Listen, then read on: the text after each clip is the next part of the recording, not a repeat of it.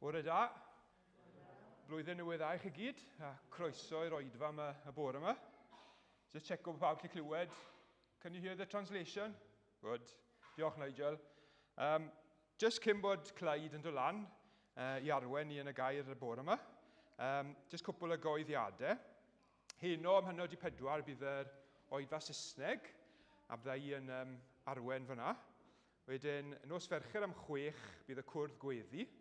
A os cwrdd ti, dydd iau, dim cwrdd ti wythnos hyn, wedyn di Sadwrn bydd y cwrdd gweddi ar gyfer dyfodol yr adeilad am 9:00 Yn anffodus, ni wedi penderfynu fel diaconiaid i ohirio y bleidlais am dyma bach, achos bod pethau mor ansicr gyda reolau Covid, a sa'n ni'n siŵr beth sy'n mynd i ddigwydd yn yr wythnosau nesaf. Os chi'n cofio, y bleidlais i fod wythnos i nos Fawrth. So ni wedi gohirio fe am bydd ni'n cadw llygad ar y reolau a treol ail drefnu mor gynted a phosib. So parewch chi gadw hwnna yn eich cof a i weddio am y sefyllfa yn y flwyddyn newydd. Diolch. Wel, ni'n mynd i ganu'r emyn gyntaf, wedyn bydd Clyde yn dod lan. Diolch, Clyde. Yr emyn gyntaf flwyddyn hyn yw, wel, dyma hyfryd fan i droi at Dduw, lle gall credadyn gwan gael nerth i fyw. Fri at orsedd di, rymyn dyrchafu'n cri, o edrych arnom ni a'n gweddi clyw.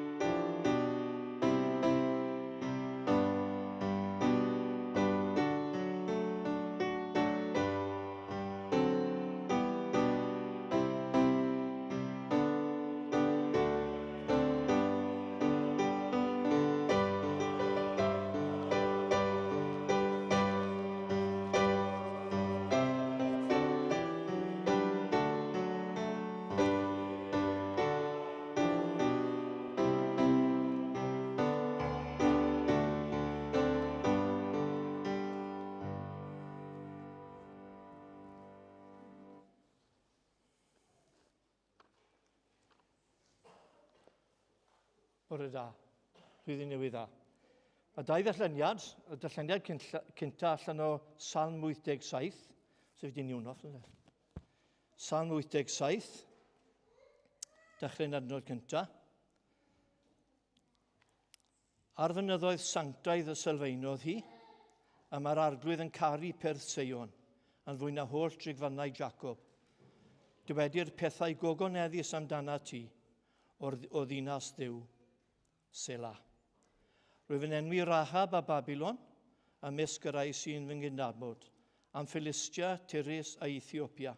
Fe ddywedir ganwyd hwn hwnnw, ac fe ddywedir am Seion, ganwyd hwn a hwn yn ddi, a goruchaf ei hun sy'n ei sefydlu hi. Bydd yr arglwydd wrth restru'r bobl yn ysgrifennu. ganwyd hwn yno. Bydd cantorion a dawnswyr yn dweud, mae fy holl ddarddiadau yno ti. Ac yna, yn Marc 3, adnod 31 i 35, Mark 3:31-35, a daeth ei fam ef a'i frodyr a chan sefyll y tu allan anfonasant ato i'w alw. Yr oedd tyrfa'n eistedd o'i amgylch ac meddent wrtho, dacwd y fam a throdyr a chwiorydd, y tu allan yn dygeisio. Atebodd hwy, pwy yw fy mam i am brodyr? A chan edrych ar y rhai oedd yn eistedd yn gylch o'i gwmpas, dywedodd, dyma fy mam am brodyr i, pwy bynnag sy'n gwneud y wellus Duw, mae hwnnw'n frawd i mi ac yn chwaer ac yn fam. We're going to join nawr at yr arglwydd mewn gweddi. Turn to the Lord in prayer.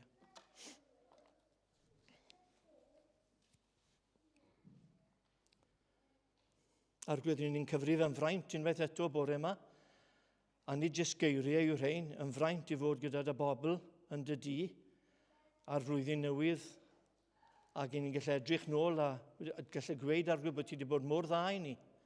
Ti wedi bendithio ni'n fawr iawn yn y flwyddyn sydd wedi mynd heibio. Felly ni gyfri dy fendithion. Fel mae'r emyn Saesneg, count your blessings, name them one by one, and it will surprise you what the Lord has done. Ti wedi bod mor dda i ni yn y flwyddyn sydd wedi mynd heibio. Felly ni moyn diolch i ti bore yma am dy ddaioni mawr ti gato ni. Ac ni'n dod ata ti'r bore yma arglwydd yn gwybod bod ni mond yn gallu dod yn enw gynheiddiant ein harglwydd Iesu Grist. Sy'n un ffordd arall allwn ni ddod. Swn ni'n gallu dod yn heiddiant yn hunain, achos bod ni'n meddwl bod ni'n dda, neu achos bod ni'n yn y capel, neu achos bod ni'n perthyn i deulu Cristnogol. Ydy'r pethau na, ni'n bydd o'r le nhw, ond i ni'n mond yn gallu dod yn enw ac yn heiddiant Iesu Grist. Ac yn dymuniad ni bore yma, yw bod ti arglwydd yn ymwneud â ni yn y cyfarfod hyn. Bod ni'n clywed llais rhyw ddyn yn siarad. I ni'n clywed digon o siarad arglwydd ar y teledig yn y wasg. Mae digon o bobl yn gweud digon o bethau, ond i ni'n clywed gair wrth o ti. Dyna beth i ni'n mofi, mwy na dim byd arall. A hynny, dim ond pryd hynny, mae bywyd yn dod pan mae ti'n siarad. Y bywyd yma sydd yn rhoi gobaith i ni, sydd yn rhoi llawenydd yn calonau ni. Y bywyd yma sydd yn gallu ni helpu ni bwrw mlaen gyda ti y flwyddyn yma. Felly dyna'n dymuniad ni. A ti di addo arglwydd, le mae yna 2 neu 3 ymgynnull yn di enw di i ti yno. Ac ni yn dymuno bod yr ysbryd glân yma'r bore yma. A gyda sicrwydd, achos ni'n gwybod bod mwy na 2 neu 3 yma sydd yn digaru di. A felly ni'n lle cydio yn yr addewid yna, bod ti yma trwy di ysbryd. Ac agor yn calonau ni arglwydd. Agor yng nghalon ni, siarad y fi arglwydd. Mae sy'n ni glywed o ti trwy'r amser. Ti yn siarad, ti yn dweud pethau, ond ni'n faddar i beth sydd gyda ti ddweud yn aml iawn. Felly ni moyn clywed y lais ti bore yma, ac yn gofyn i ti, i faddau'n pechodau ni, arglwydd i ni yn meddwl pethau drwg, i ni yr un peth ar apostol Paul yn Rufeiniaid 7, i ni'n gallu gweud i ni ddim yn neud beth ylen ni'n neud, i ni ddim yn dweud beth ylen ni ddweud, ac i ni yn gwneud beth ylen ni ddim neud, ac i ni'n dweud beth ylen ni ddim ddweud. Felly ti'n gwybod yn cyflwr ni, ond diolch ti bod Rufeiniaid 7 yn twmblo mewn i Rufeiniaid 8, a ti'n dweud mynd ni bod ddim condemniad rhagor i reina sydd yn Grist Iesu. A dyna'n sefyllfa ni'n bore yma, safle ni, os ni'n credu'n Iesu Grist. I ni'n sefyll ar dir cadarn, ni'n sefyll ar y ddiwydion Iesu Grist, a ddiwydion Duw, yn gwybod bod ni wedi cael maddeiant, a bod y gwaed yn ddigon i'n glanhau ni. Nid yn unig o bob pechod, nid y pechodau bach, ond pechodau môr, pob bach o bechod, mae dy waed i'n ddigon i'n glanhau ni. A felly ni moyn diolch i ti am hynny y bore yma. Bod na faddeiant i gael i'r rhai sy'n troi ata ti. Felly tro'n calonau ni ti ata ti bore yma, a bendithia bregethau y gair, ble bynnag mae'n cael ei bergethu bore yma, le mae pobl yn digaru di, a ni mewn brwydyr nawr arglwydd yn dyddiau ni, pobl yn ceisio dibrisio di air di, ceisio newid di air di, ceisio wneud yn culture available, fel fod ragor o bobl yn gweud bod yn oreit, ond ni'n yma'n stico di air di arglwydd. Cadw at di air di. I ni'n yma moyn cyfaddawdi mewn ar un dot na adnod yn di air di. I ni'n moyn cadw at o fe. Beth bynnag fydd yn digwydd. Ac mae meddyliau ni'n troi hefyd arglwydd tuag at rhywun sy'n llai ffodus na ni. Mae yna bobl heddi sydd wedi colli rwy'n annwyl. Mae yna bobl sydd yn drist. Mae yna bobl sydd heb obeth. A ni'n gweddio amdano nhw arglwydd. Ni'n gweddio'n arbennig. A mae bobl yna sydd o dan gormes. Sydd o dan erledigaeth. Ni'n gwybod mae yna rai bobl maen nhw wedi bod yn y carcharos degawdau o flynyddoedd. A maen nhw'n gwynebu'r un stafell bore yma. Stafell brwnt. Bwyd gwael, dŵr brwnt, pobl cas. Ac ni'n gweddio amdano nhw arglwydd. Mae gyda ni cri o enwau yn y meddyliau. Ni'n mynd i enwi nhw gyd fan hyn. Ond ti'n gwybod pi nhw bore yma. A diolch i ti bod nhw yn gallu bod mwy agos at y ti na ni'n gallu bod fan hyn. Achos i ti yno gyda nhw. Sy'n mor bare a'r drysau yn gallu gadw di mas. Dim yr welydd yn gallu gadw ti mas. Diolch ti bod ti'n gallu bod yn agos at nhw bore yma, cael onogi nhw.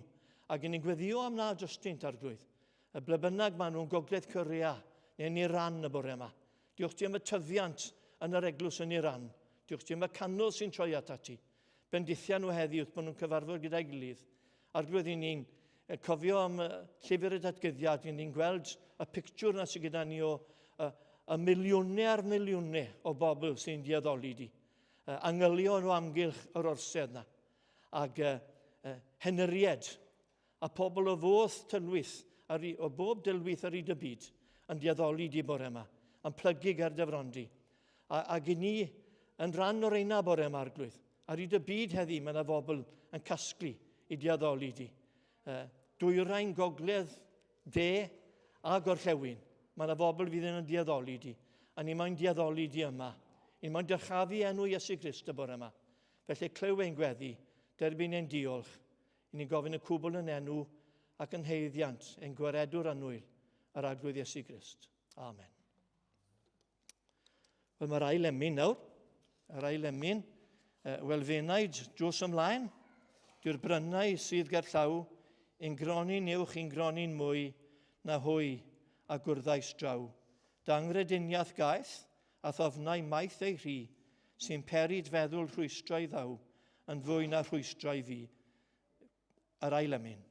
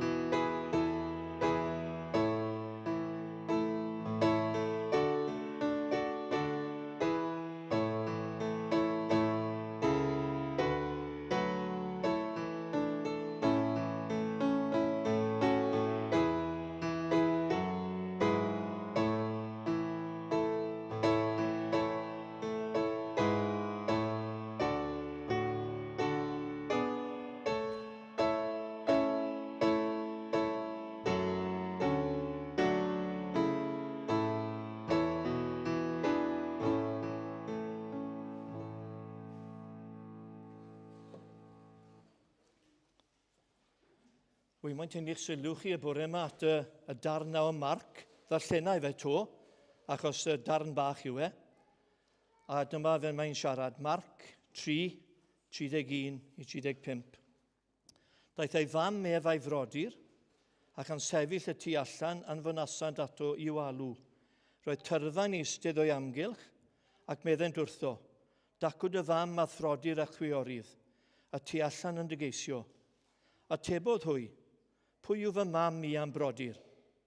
Ac yn edrych ar y rhai oedd yn eistedd yn gylch o'i gwmpas, dywedodd dyma fy mam am brodyr i, pe bynnag sy'n gwneud y wyllus Duw, mae hwnnw'n frawd i mi, ac yn chwaer, ac yn fam. Dyw ei fendith ar ei air sanctaidd. Blwyddyn newi, ac wrth gwrs ni wedi cael nadolig a ni wedi bod yn cwmni bobl eraill, o'n i'n methu teithio i weld yn teulu ni, ond o'n i'n siarad â rhywun yn yr wythnos diwetha, ac oedd hi'n llefen. Ac oedd hi'n llefen achos oedd hi'n pryderu am ei theulu. Oedd hi'n pryderu am ei theulu, achos dyn nhw ddim yn adnabod Iesu Grist.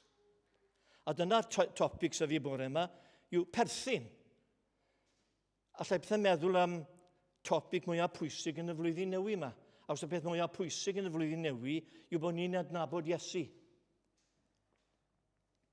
Oeddech chi'n perthyn i Iesu?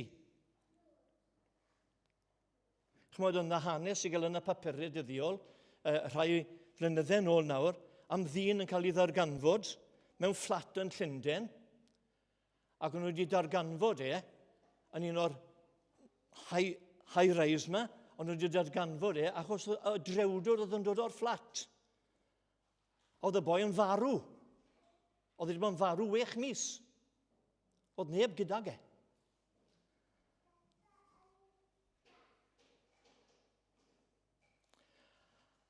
Mi'n cael bod y mwgwd yma ddim yn helpu, ydw e? So ni'n lle gweld gwynebau pobl, beth maen nhw'n feddwl ac yn ymlaen. A fi'n cofio darllen beth i Peter Sellers, rwy'n yn cwrdd â Peter Sellers ar y street. A gofyn iddo fe, are you Peter Sellers? I don't know who I am today, medda fe. Oedd ddim yn gwybod pwy oedd e. Oedd y dyn yn gymysg yn ei ben. Wel, mae perthyn yn bwysig. Pam mae perthyn yn bwysig? O dyma 4 peth i chi fan hyn. Mae rhoi hunaniaeth i ni, identity. Mae rhoi greiddiau i ni, roots. Mae rhoi cysylltiadau i ni, connections. Mae rhoi teulu i ni, family. Mae perthyn yn bwysig achos bod yn rhoi'r pethau yna i ni. A sy'n llawer yn wath na fod yn berson a neb yn perthyn i chi. A dyna problem mawr yn dyfa fforduried yma. Mae 60 miliwn o fforduried ar hyd y byd nawr. 60 million refugees. A problem yw, sa'n mwyn ni'n ananiaeth i gael, sa'n nhw'n glad i gael, maen nhw'n ansefydlog. A chymod, un o'r peryglon y we yw bod pobl yn lle dwyn a'ch hunaniaeth chi. Hefyd, maen nhw'n gallu mynd â'ch arian chi. A eich hawliau chi mewn cymdeithas. Mae'r we yn gallu bod yn beryglus. Os mae pobl yn gallu haco mewn ydyn nhw. A fi'n cofio darllen yr hanes yma. Oedd hi'n 2003. This is a South African story. 2003, you might remember this. Derek Bond, Audrey Bond. Ond nhw ddim yn bobl pwysig. O fe a'i wraig wedi bwrw'r oed o 65 a meddwl i ni mi cael holiday of a lifetime yn South Africa, yn De Africa. A dyma nhw'n bwco'i holiday a off yn nhw. Lando, Cape Town neu Johannesburg, sa'n gwybod ble o'n nhw wedi lando, lando yn De Africa, a gwrth bod nhw'n mynd trwy customs, dyma'r heddlu'n dod a cydio yn Derek Bond a mynd off y ger carchar. Na sioc i chi. Ond nhw wedi gwneud na achos oedd rhywun wedi dwyn i enw fe a'i identity fe, ei hunaniaeth wedi dwyne, a wedi dwgyn 4 miliwn o rywun arall. A fe oedd yn cael y bai. Oedd y Interpol yn involved, yr FBI ag yn ymlaen. A gyda maen nhw dwli'r dyn yma mewn i'r carchar, gath e sioc ofnadw. Peth oedd y 2 wythnos yn y carchar. Achos oedd rhywun wedi dwyn ei hunaniaeth e. Stolen his identity. Na chymod, o'n nhw arfer ffindio mas pwy oedd y dynion drwg yn nhw, gyda fingerprints. A heddi maen nhw'n iwsio DNA. A chymod, yn Auschwitz, beth o'n nhw'n wneud oedd rhoi tatŵ ar brach dyn. Dehumanising, israddio nhw. Neu nhw'n ddim. Oedd ddim enwau gyda nhw, number o gyda nhw. Wedyn nid felly mae gyda Duw. Fel fyddwn ni'n gweld nes ymlaen. A hanes dynoliaeth, chi'n gweld, i bod ni'n gyd a'n hunaniaeth ni wedi ddwyn. We've all had our identity stolen. A digwyddodd na, wrth gwrs, yng Ngharddeden. Pechod yn mynd mewn i galon dyn, ac effaith hyn wrth gwrs oedd i ni gyd yn bechaduried. Am yr Efeiniaid 3:23 yn dweud e. Pawb yn ddiwahaniaeth wedi pechu a cwympo'n fyr o safonau a ogoniant Duw. Pawb! Pobl capel, pobl eglwysi, pobl neis, pobl drwg, pawb wedi cwympo'n fyr o safonau Duw. I ni bechaduried i gyd. Nawr yn yr hanes ma'n Marc 3, i ni'n gweld Iesu'n siarad â llawer o bobl, felly bod y mewn cartre, neu felly oedd yn y synagog, so fe'n gweud. Ond mae wedi cael ei gyhuddo'n barod o wneud gwaith dduw trwy Satan. Oedd y Phariseiaid wedi dweud, you're doing this work because Satan is with you. Na'r bechod anfaddeuol ynddo fe. The unforgivable sin. Attributing God's work to the devil. Wel, ar ôl iddo fe gliro, na fydde Satan yn delirio gwaith ei hunan, dyma'r Iesu yn cael y neges, fy pobl tu fas, tu allan yr adeilad yma. A nhw moyn ddefo wybod bod nhw na.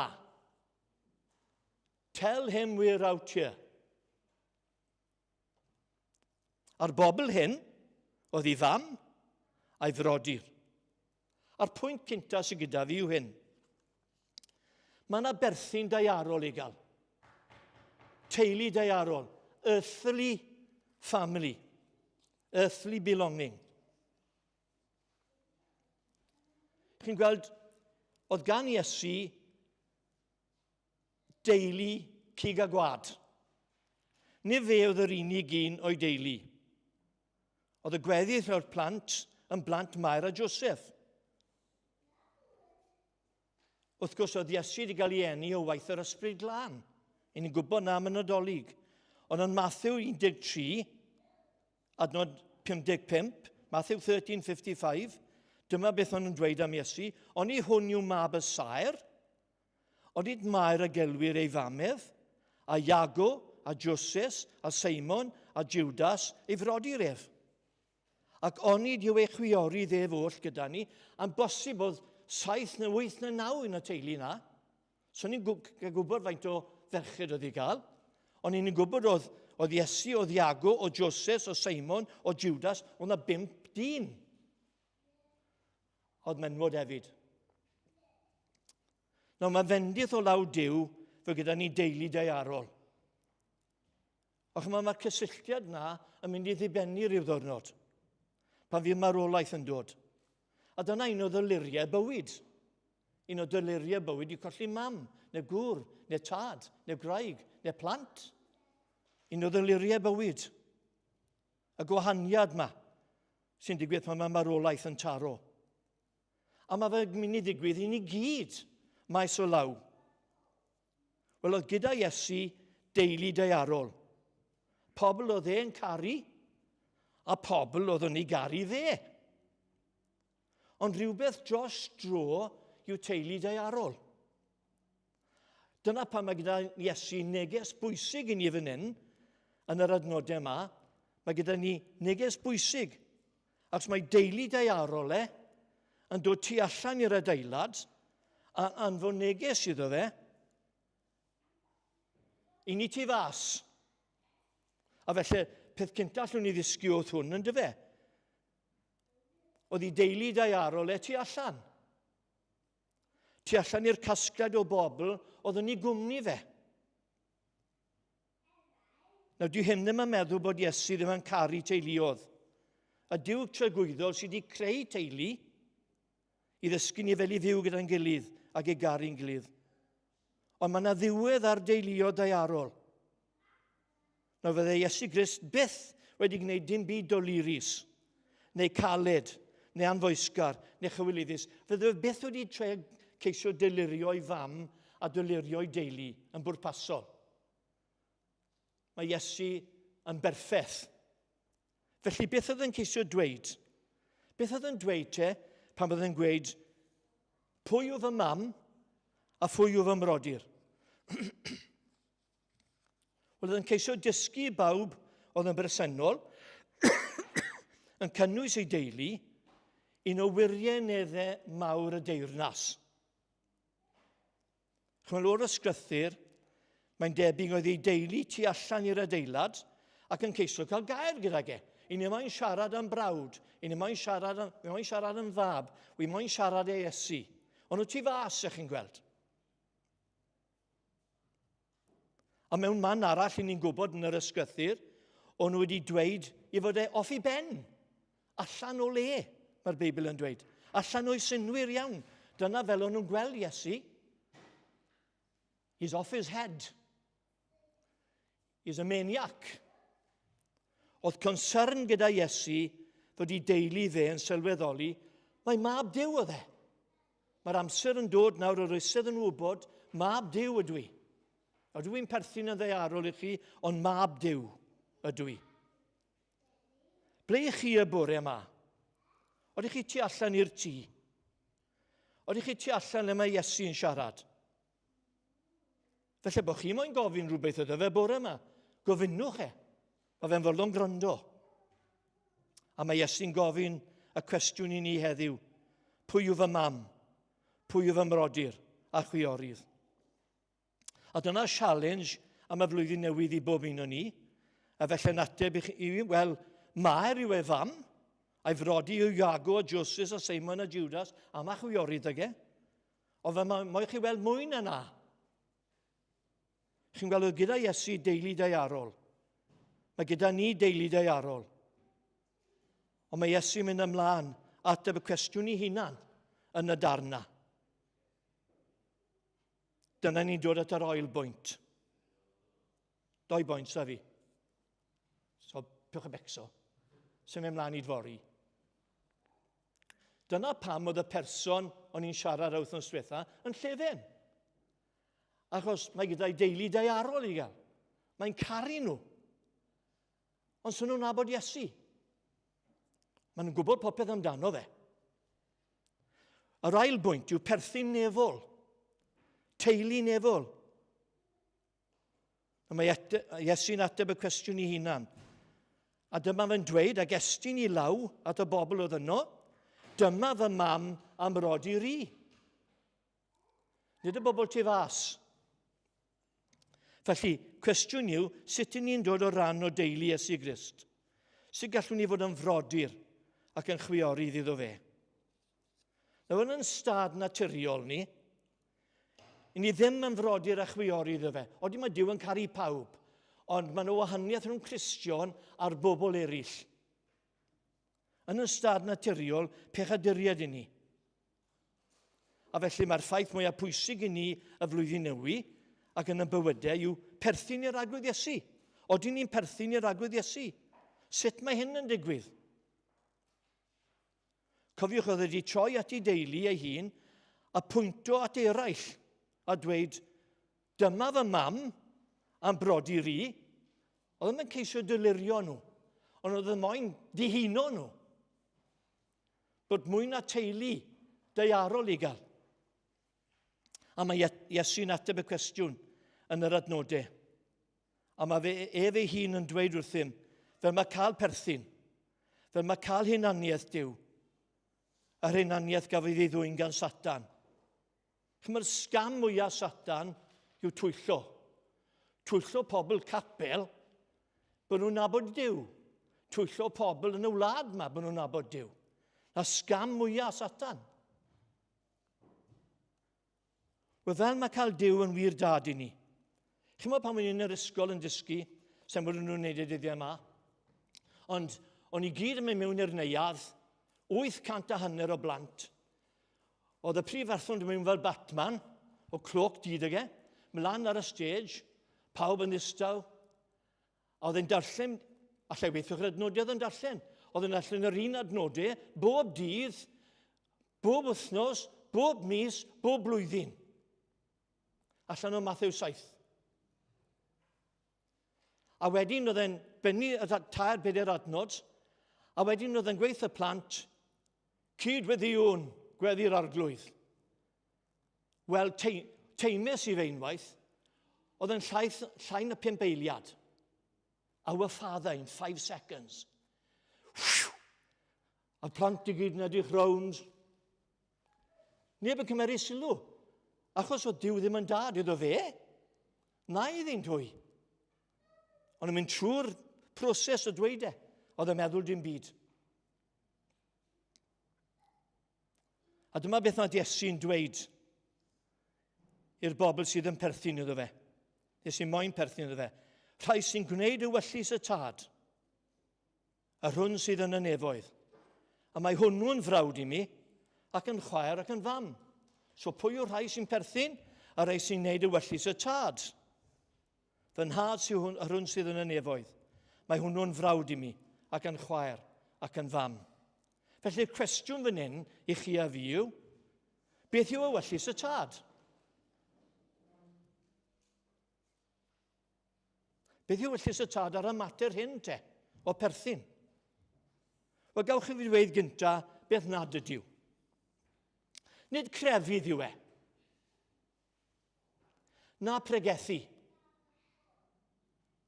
Na aelodaeth. Chyma, mae'n syni fi, fi'n cofio beth i 10 munud yn ôl, gaethon ni phone call with rhywun, a dweud, my grandfather's died, he's 88, 90, neu beth bynnag oedd e, is a member in Pennywell. Wel, o'n i wedi bod yma 35 years, o'n i beth wedi gweld y boi. Oedd ar y llyfrau. Na ddwlu i chi. Nid y llyfrau yma sy'n cyfri fe. Cofrestr Duw yn y nefoedd sy'n cyfri. Beth yw wyllus y tad? Nid aelodaeth yw e. Na bedydd. Na chenhadu. Na hunan gyfiawnhad.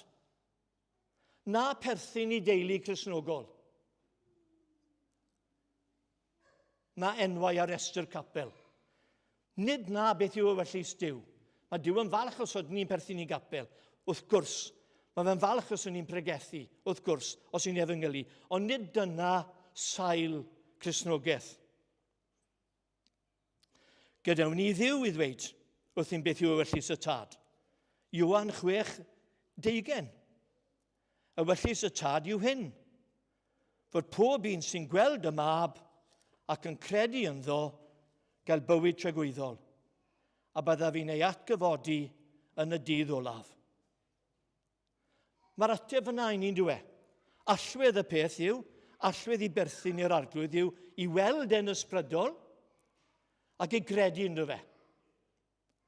Nawr beth mae gweld y mab yn feddwl? Wel, mae gweld y mab yn meddwl eich bod yn deall mae ef yw unig mab Duw, yr unig ffordd i'r nefoedd. Mae gweld y mab yn meddwl eich bod chi'n deall i bod chi'n bechadur. Dych chi'n credu na bod yma, bod chi'n bechadur. Mae gweld y mab yn meddwl eich bod i o'r un agwedd a Ioan Fydyddwyr. Dim hawl i ddatod i sandalau fe. Mae gweld y mab yn meddwl eich bod yn gweld eich anelyngdod ac yn edu fy rhai am eich pechodau. Dwi'n digon i weid sori chi'n gweld. Mae rhaid chi droi hefyd at Iesu. Beth amdano chi? Ydych chi wedi gweld y mab to? Chi'n weld oedd dyma'r peth y byti hwn, o teulu Iesu, siŵr o fod yn meddwl i bod nhw'n iawn, ac bod nhw'n perthyn iddo fe. O, ni'n perthyn i Iesu Grist, ni'n oce. Faint o weithio dwi wedi clywed na, ar y stryd yn Gyfyrddin. My father's a vicar. I go to St. Peter's. Fi wedi clywed hwn hefyd. My grandfather played the organ in Pennywell. Na'i big deal nhw, chi'n bod? A so nhw, dwi'n am byd i ni Iesu Grist, ydyw e. Y links bach yma, pobl yn twyllo i hunain. Nid gweld y mab i hwnna. Oedd i deulu fe, siŵr fynd yn siŵr bod nhw'n meddwl bod nhw'n iawn. Achos bod perthynas deiarol, corffolwr gyda Iesu. Ond nid gweld y mab i hynny. Mae gweld y mab yn meddwl ein bod yn ei weld e fel yr unig anedig fab Duw, yn ddi-bechod, yn ddi-nam ac yn bir. Ac yr unig ffordd i fynd i'r nefoedd. A Pedr yn siarad amdano fe yn ei lythyr cynta Pedr, pennod 1:17, gan wybod nad a phethau llygredig megis arian neu air, eich brynwyd oddi wrth ei hofer y marweddiad. Eithir a gwerthfawr waed Crist megis oen di feis a di frychenid. Oedd yn bir, oedd ni'n credu na bore yma. A dyna'r Iesu chi'n credu yno. Gwrddys i'r boi ar stryd Gyfyrddin tua flwyddyn yn ôl, a rwydys i lenyddiaeth Cristnogol iddo fe, a wedodd e, I believe in Jesus. Oedd e dymach o hippie, ond oedd e'n o reit, chymod. I believe in Jesus. Oh, what kind of Jesus? Oh, I'm my own Jesus. Iesu oedd yn folon iddo fe gysgyd a bobl. Iesu oedd yn folon iddo fe gymeryd cyffuriau. Chymod, mae pob math o bobl a pob math o feddyliau am Iesu. Oedd e'n meddwl bod yn credu'n Iesu. Mae'r eini sy'n perthyn yn credu ynddo fe. O beth mae credu iawn yn feddwl? Wel, yn syml, mae fe mwy na meddwl amdano fe. Mae'n meddwl eich bod wedi cyflwyno eich bywyd yn hollol i Iesu ac yn ymddiried ynddo fe am eich gwaredigaeth. Pwyso ar ddim arall. Mae'n meddwl nad ydych yn dibynnu ar ddim am eich achubiaeth, ond ar Iesu. Mae'n meddwl bod chi wedi eich cyflwyno eich bywyd yn hollol iddo fe, drwy ffydd. Wel, ydych chi'n rhan o deulu Duw? Ydych chi'ch hunaniaeth wedi stampio ar eich calon? Ydy hunaniaeth Iesu wedi stampo ar eich calon chi? Chwa, mae yna deulu deiarol i gael. Mae hwnna'n dibennu. Mae'n drist, ond mae fe'n dibennu. Mae'n drist i bawb, wrth gwrs. Mae'n drist i ran fwyaf o bobl. Ond mae yna deulu nefol i gael. A na'r un i ni eisiau perthyn iddi. Mae Duw yn moyn rhoi identity Iesu Grist i ni. Hunaniaeth Iesu yn calonau ni. Chi'n gweld, allwch chi byth a mynd i'r nefoedd fel i chi. Allwch chi byth a mynd i'r nefoedd. Allai byth a mynd i'r nefoedd fel un. Mae 1 Corinthiad 15:57 yn gweud e. Hyn yr wy'n ei olygu gyfeillion. Ni all cig a gwaed et i feddi teyrnas Duw. Ac ni all llygredigeth et i feddi an llygredigeth. So ni'n gallu mynd i'r nefoedd fel un. Roedd dwy esiampl i chi. Esiampl cynta, pam ni'n byw yn Llangranog, Sir Aberteifi, o dad, o ddim car da ni, cwch o da ni. Mas yn cwch trwy'n amser. Ac o'n i'n mynd mas ar fore braf, 50 milltir, a dala macrel. 3 dysen o'n nhw, felly.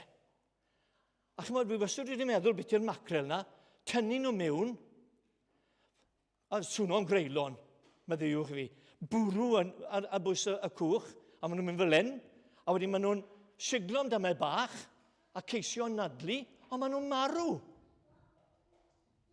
Beth yw'r pwynt?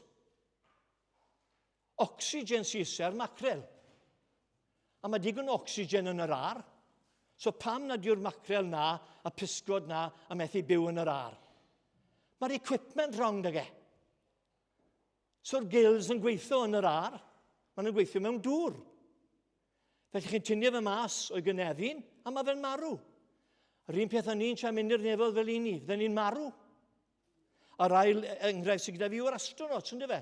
Chi'n bod, fi'n cyfio rhywun, Yuri Gagarin, yr un cynta yn space yn dweud, chi'n bod, edrych mas o'i ffenest o'i capsiwl, gweud, I don't see God anywhere. A oedd e'n mynd rownd Russia nawr, yn rhannu i brofiad, a yn gweud hyn wrth pobl, I looked out through my capsule window, I didn't see God anywhere.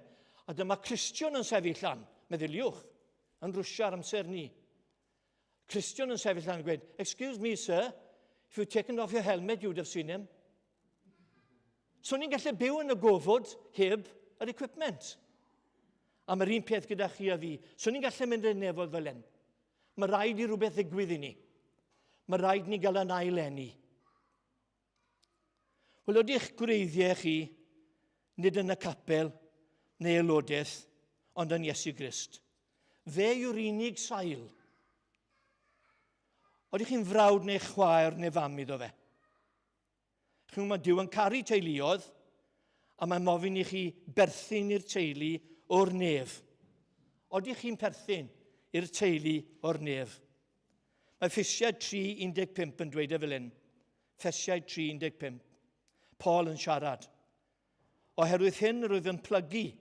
Oherwydd hyn roedd yn plygu fy nglyniau ger bron y tad, a rwy'n mae pob teulu yn y nefoedd ac ar y ddaiar yn cymeryd ei enw wrtho. Ac yna, yn Ffesiaid 1:13. A chwythau, siarad â'r Cristion fan hyn nawr, chwythau wedi chi glywed gair y gwirionedd, efengil eich iachadwriaeth, ac wedi chi gredu ynddo, gosodwyd arnwch yng Nghrist sel yr ysbryd glân, yr hwn oedd wedi addo. Y foment i chi'n troi at Iesu, chi'n edifyrhau, a chi'n nid y mas o galon onest nawr, nid dwlu, nid crefydd, a chi'n troi at Iesu, a chi'n gweud, dere mewn i'n galon i arglwydd. Mae Dyw yn rhoi sel yr ysbryd glân yn eich galon chi. Mae fe mewn ar rwle, ar eich enaid chi. Na threliw na, os ydy sel yr ysbryd glân yn dych chi, a dim ond os ydyw sel yn eich calon chi, chi'n un o blant Dyw ac yn perthyn. Fi'n mynd darllen rhai adnodau, cym o fi'n dibennu. Mae Rifeiniad 8:8 yn gweud fel hyn. Rifeiniad 8:8, eithirch y chwi, nid ydych yn y cnawd, ond yn yr ysbryd. Os yw ysbryd Dyw yn trigo ynoch. Ac os oes neb heb ysbryd Crist, ganddo, nid yw hwnnw'n eiddo ef. Darllenau o'na to. Os mae'n mor bwysig. Dyw pobl capel yn mynd licio hon. Eithirch y chwi, nid ydych yn y cnawd, ond yn yr ysbryd. Os yw ysbryd Dyw yn trigo ynoch, ac os oes neb heb ysbryd Crist ganddo, nid yw hwnnw yn eiddo ef. Chi ddim yn Gristion os nad yw ysbryd glân yn eich calon chi. Peth bynnag arall i chi. O'n i'n grefyddol ys bod fi'n 33, lan i fan hyn. Ond o'n i ddim yn Gristion. Mae rhaid i rhywbeth ddigwydd i chi. Mae rhaid chi ofyn i'r arglwydd o mewn eich bywyd chi. Mae rhaid chi edifyrhau. A mae fe'n rhoi sel ynddo chi. A chi'n gwybod, fi wedi cael yn liged i wneud, un llygad i wneud. O'n i'n gwybod bod wedi torri. O'n i'n gwybod bod wedi wneud rhywbeth. Fi'n gwybod o hyd bod wedi wneud rhywbeth. I chi'n gwybod os ydy'r ysbryd glân da chi. Sy'n mysig chi siglo bethau. Sy'n mysig chi jwmpo lan a lawr. Ond fyddwch chi'n gwybod fydd heddwch gyda chi. Fyddwch chi'n dod i garu Dyw yn fwy. Wel, na'r cwestiwn yn dy fe. Os chi'n perthyn, chi'n gweld, mae'r ysbryd glân ynddo chi. Ond os nad yw'r ysbryd glân da chi, chi ddim yn eiddo Crist. Fyddwch chi ddim yn y nefoedd. Wel, cwestiwn fy'n ynddo, odych chi'n un o nhw? Sy'n sel yr ysbryd glân. Ar adnod diwetha, Ioan 10:3. A mae Iesu Grist yn siarad nawr am ei blant, am rheina sydd yn perthyn iddo fe. I hwn y mae tryswr yn agorid, ac mae'r defaid yn gwrando. Ar ei lais ef, ac mae ef yn galw ei ddefyd ei hun, erbyn ei henw, ac yn arwen nhw allan. Dyna'r bobl oedd Iesu'n siarad amdano, oedd yn y cyfarfod mae gyda ge. Oedd ei deulu fe tu fas, chi'n gweld. Ond nhw ddim yn perthyn iddo fe yn ysbrydol. O'n nhw'n perthyn y ddaiarol, ond o'n nhw'n meddwl mae hwnna'n ddigon. Na, di roedd e ddim digon. Dwi'n ni ddim digon i berthyn i tad y mam Crisnogol, neu bregethwr, neu organydd, neu beth bynnag. Dwi ddim yn digon. So hwnna'n meddwl bod chi yn y bywyd. Mae Iesu'n gwybod eich enw chi, os ych chi'n nabod e. Meddyliwch bod e, o hwn wedi sefyll dan i fi beth i'r Nadolig. Os chi'n cofio, ath Joseph a Mair lan i Bethlehem i gofrestru. Waw, rhywle yn archives yr Ufeinwyr, rhywle mae enw Iesu Grist wedi cael ei sgwennu lawr. Meddyliwch byddech chi'n ffindio hwnna. Ydych chi'n ffindio rhyw ledger hen, oedd yn mynd nôl i'r ganrif gyntaf. Mynd nôl i AD 30. A chi'n ffindio'r ledger yma yn Bethlehem, mewn rhyw seler. A chi'n agor e. A enw Iesu Grist na. Wel, chyma, mae'n gyda Iesu Grist gofrestr I hunan I gael. Nid llyfr capel yw e, ond nid llyfr bywyd yr oen. A os wedi stamp Iesu yno chi, os chi'n perthyn iddo fe, yn ysbrydol, mae'ch enw chi na. Meddyliwch. Mae yna lyfrau I gael, mae'n gweud yn datgyddiad yn dweud. Mae yna lyfrau I gael, llyfrau enw pawb a popeth maen nhw wedi gwneud, ond mae yna lyfr I gael. Ac yn y llyfr, mae enwau'r Cristnogion.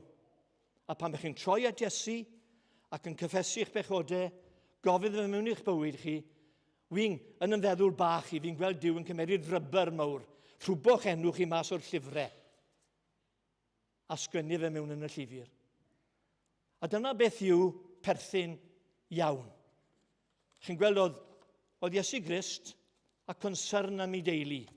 Oedd y fenyw nawn ni'n siarad amdano wythnos diwetha. Oedd hi'n llefen achos ei theulu. Mae gyda fi deulu sydd ddim yn anabod Iesu. Mae fe'n torri ngalon I yma llwaith. Dim digon. Achos fydden nhw'n dibennu lan mewn uffern. Os na nhw'n mynd I droi.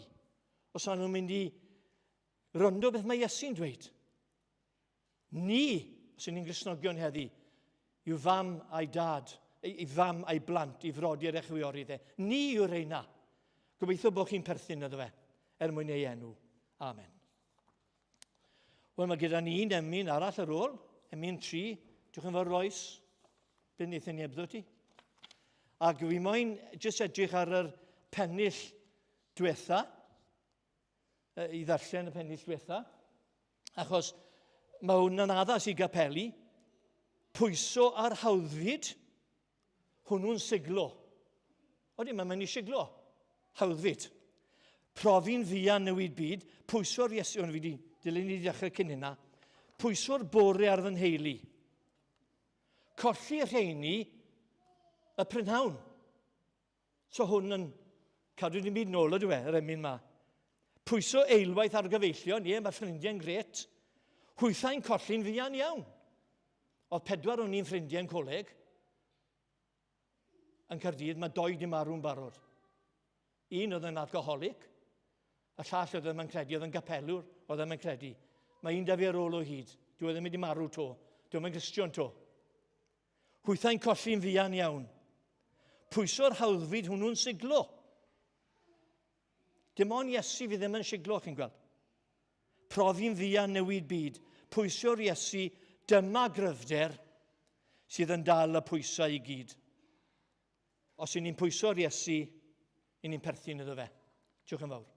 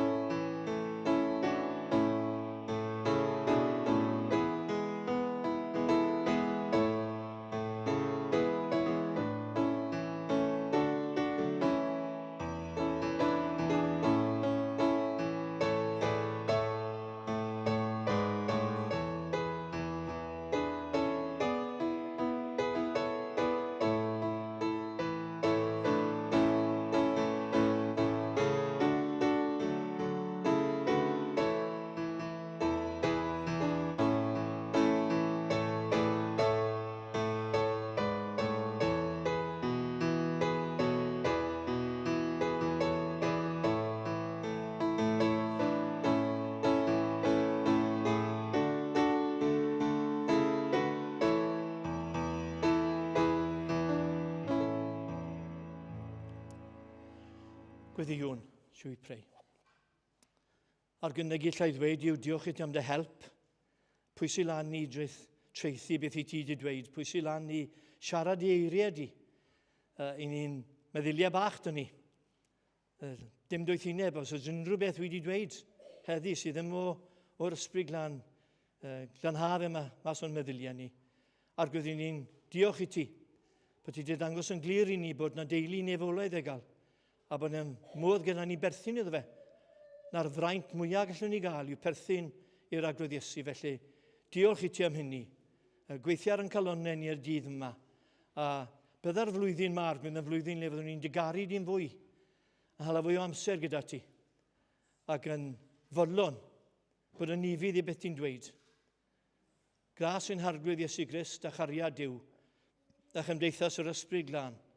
Fi gyda ni nawr hyd yn oes oesoedd. Amen.